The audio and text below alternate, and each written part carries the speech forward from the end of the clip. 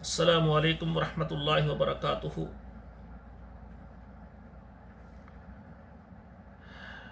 کتاب و حکمت یوٹیوب چینل پر آپ سے مخاطب ہے پروفیسر قاری عبد المنان زیگم۔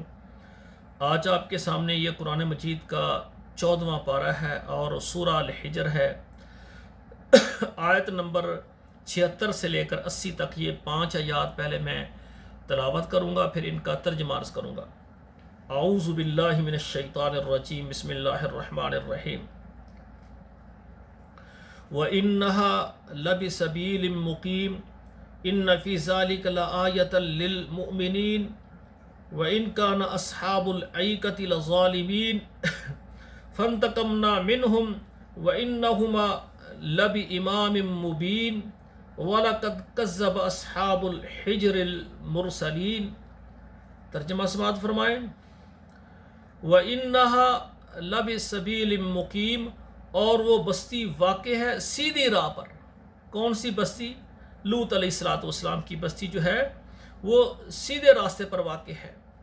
إِنَّ فِي ذَلِكَ لَآيَةً لِّلْمُؤْمِنِينَ، بے شک اس میں نشانی ہے مومنوں کے لیے، ایمان والوں کے لیے اس میں بہت بڑی نشانی ہے۔ وَإِنْ كَانَ أَصْحَابُ الْأَيْكَةِ لَظَالِمِينَ، اور بے شک بن والے اصحاب ایکا یعنی بن والے ظالمین، وہ گناہگار تھے۔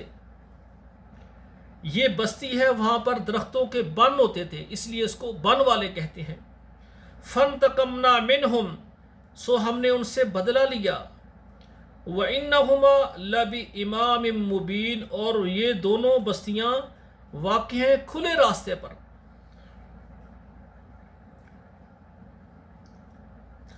وَلَقَدْ كَذَّبَ أَصْحَابُ الْحِجْرِ الْمُرْسَلِينَ، اور البتہ تحقیق جھٹلایا حجر والوں نے رسولوں کو۔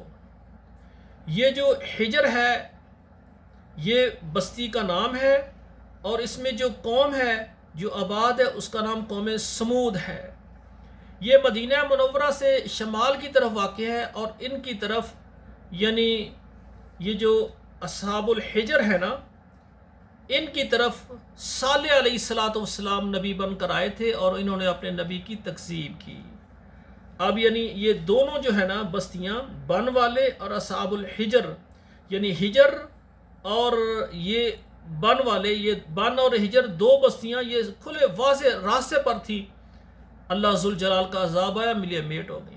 تو میرے بھائیوں، ہم اللہ سے معافی مانگتے ہیں کہ یا اللہ، ہم جو بھی نافرمانی والے کام ہیں ان کاموں سے ہم توبہ کرتے ہیں، ہمیں معاف فرما، اور اپنی رحمت سے ہمیں شیطان کے جالوں سے محفوظ فرما۔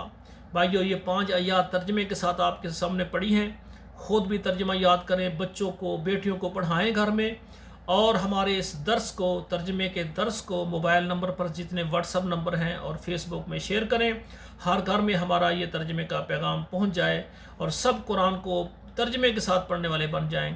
والسلام علیکم ورحمۃ اللہ وبرکاتہ۔